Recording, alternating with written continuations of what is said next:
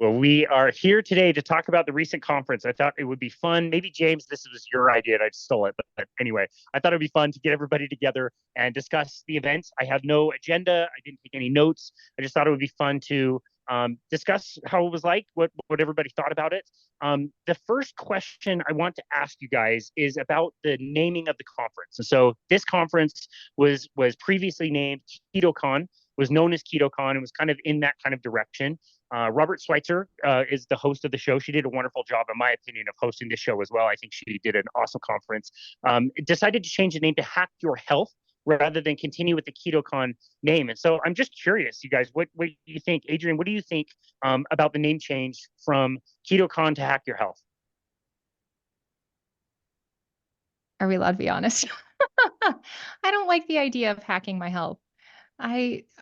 I guess, because I don't want any more gimmicks, and I know some people are going to be like, well, you eat sardines. Isn't that a gimmick? I don't think that's a gimmick. I think there's different, but I guess we're just adding modalities to better health, feeling better. And so I get where they're going with that. I also like that they took out like a certain way of eating out of the title, because there's a whole spectrum and we're maybe excluding people by naming it something that's a type of diet. So I'm glad that it is much more broad now. What do you think, James? That's an excellent point, Adrian. I was just thinking myself about how a title can be confining in so many ways. And I agree with you.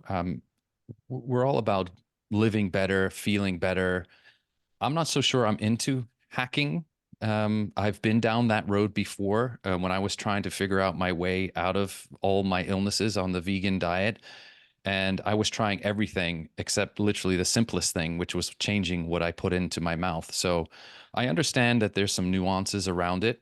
I will be honest as we go along in our conversation and say that so many of the things are geared towards that longevity area. And let's face it, we're all trying to live as long as possible, but so many of these things are, like I say, Dr. Baker calls it the longevity racket. And sometimes that's a little harsh, but let's be honest here. Many of them are. And yeah, it's interesting. I wish they kind of had geared it towards the maybe, I don't know. I guess I'm struggling to find out where they were headed in their mind with the name change. Maybe Tony has an idea, or Casey. I'm not sure, but yeah, I agree with you, Adrian. I'm not as big of a fan as the name, as the simplicity of KetoCon. We knew what we were getting into there. Hack Your Health. It opens up more possibilities.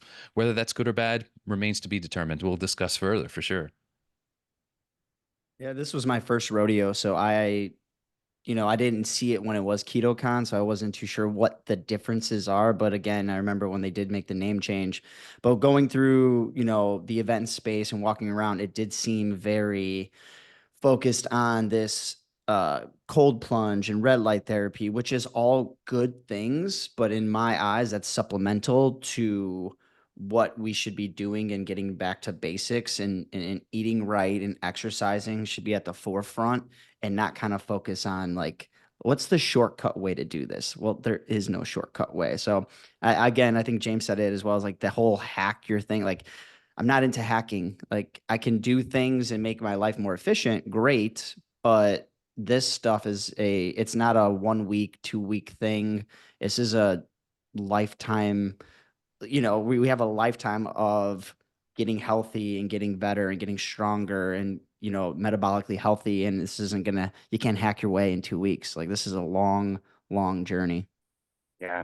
Well, I appreciate all of your insights. I agree. I'm really mixed about the whole thing. You're right, Tony. Like, you're walking around the exhibition hall and you're looking at saunas and cold plunges and light therapies and IV drips and all these things, like supplements. Like, I use a lot of those things. Like, I have a sauna. I'm in my sauna every single night. Like, I try to get cold showers and cold plunges where I can. And like, I'm sitting on my grounding pad. You know what I mean? Like, I do a lot of these things, but I guess I agree with you that like the overall concept of like hacking your way to health is tricky. Again, knowing that all of those things can help us, and I use those things and leverage those things as well.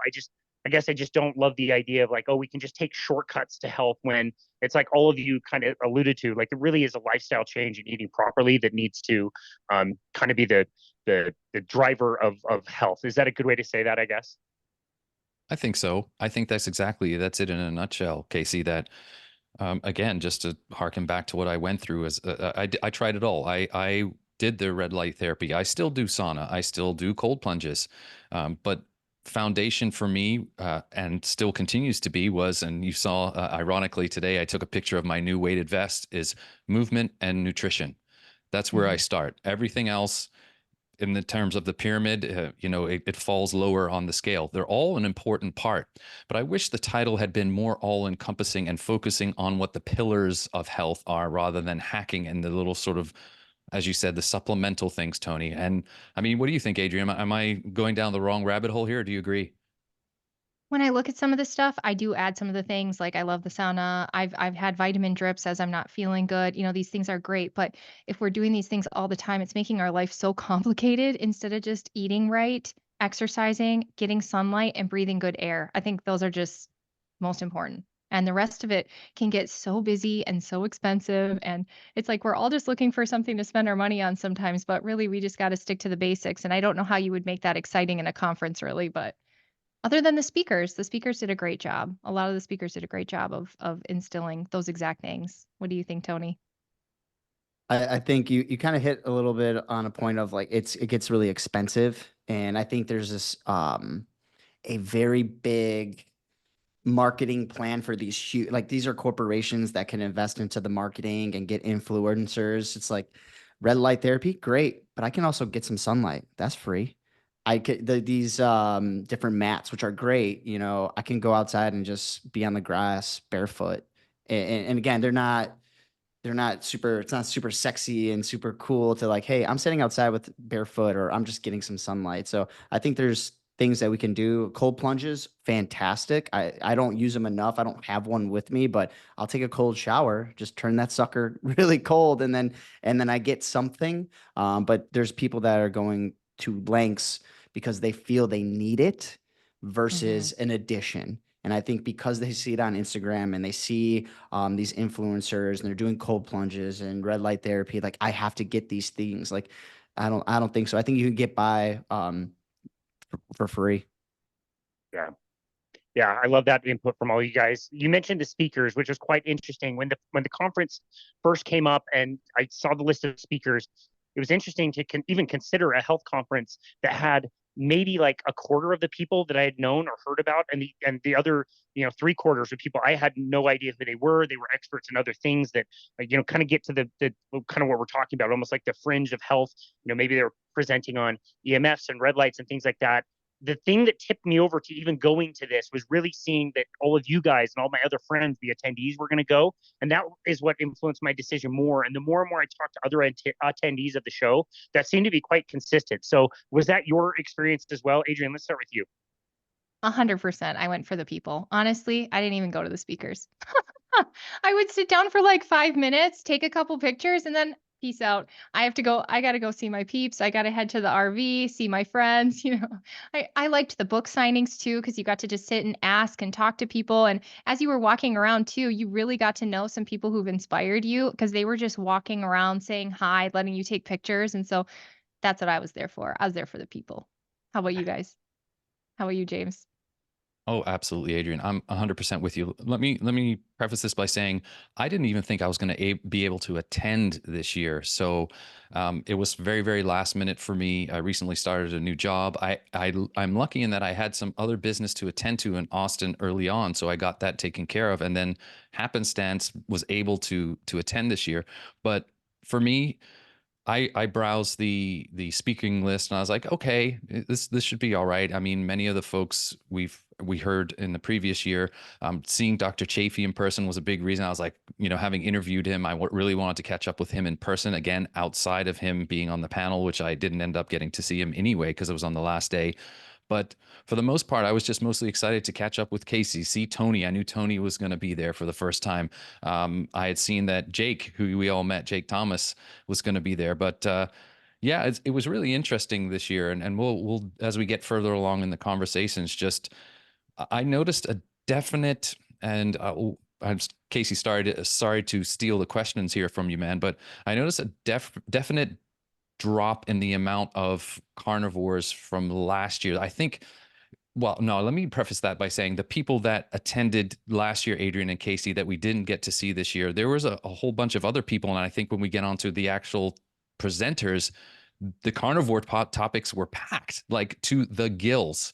It was so interesting to see, like the carnivore panel, there was standing room only. And then, the fasting one, standing room only again. So it was really interesting to see. I don't know, Casey, sorry to steal your thunder. What are your thoughts? And Tony as well. Same. It's the same trend we noticed last year. Like they presented mostly nutrition stuff. This year it was like kind of 50-50, and nutrition was definitely a big topic. And as we've all talked about, like it's cool that it opened it up to lots of different ways of eating. But the two things that I noticed that were driving the most were anything carnivore. Like you said, James, packed houses, good presentations. The panel, James, the carnivore panel that you ended up missing was very, very good. But at 50 minutes, I mean, there's still a long line of people that wanted to ask questions, and they were like passing the mic back and forth, so everybody was giving their input, and it just took like a long time. But it was very, very good. And yeah, anything carnivore, any book signings that were carnivore, Sean Baker and Dr. Chafee. Like, when did you ever see them hanging out with not like 10 people around them at all time? Like, they were always busy. So I thought that was very interesting. And then the other thing that I thought was really driving a lot of the attention was food addiction. They did a food addiction panel that was same, just kind of packed as far as like the people that decided to go there. So that is kind of what I noticed. Same kind of trend. I mean, Tony, this was your very first one, so you didn't really know kind of what to expect as far as like, are you going to every presentation? Like at Hack Your Health, you kind of have to choose. There's always something going on in 2 or 3 or 4 different spots. You have to choose where you're going to go. What did you think of that and the format and some of the presentations that you checked out? So most of them were great. I would say the overarching of the presentations, it was good. Me and you actually were in one of them, and it was more of like a coaching one. And as soon as we got in there, within 5 seconds, I looked at you, you look at me, and we're like, they're just trying to sell us something. And we just got up and we went somewhere else. And I had seen that, and I told you, like, I was at a teaching conference earlier this year. I'm like, man, those guys look familiar. I know them. And they were trying to sell something, a program that they sell to high schools for health classes, doing the same for us and on the coaching side. So there was that stuff, which I didn't appreciate. Like that kind of wasted the time a little bit. But when we got down to some of the panels, right, the carnivore panels were good. Some of the stuff is things that we've heard a bunch. So some of it was a little repetitive, but then you had like those nuggets of really good questions that was like, oh, wow, I didn't think of that, or that's really great information. And you mentioned it already. And I think we all can kind of agree that those of us that were in there is like, the food panel or the food addiction panel was fantastic. It was fantastic. They just allotted a lot of this time. They were like they were giving them, you have 5 minutes, you have 4 minutes, you have 2 minutes, and they're wrapping that thing up super quick because I know they got to get other presenters in there or what have you. But man, if we could have spent another half hour, 45 minutes just in there and talking shop with each other and learning from each other, I would have liked that a little bit more than, oh, that's the time, everybody get out.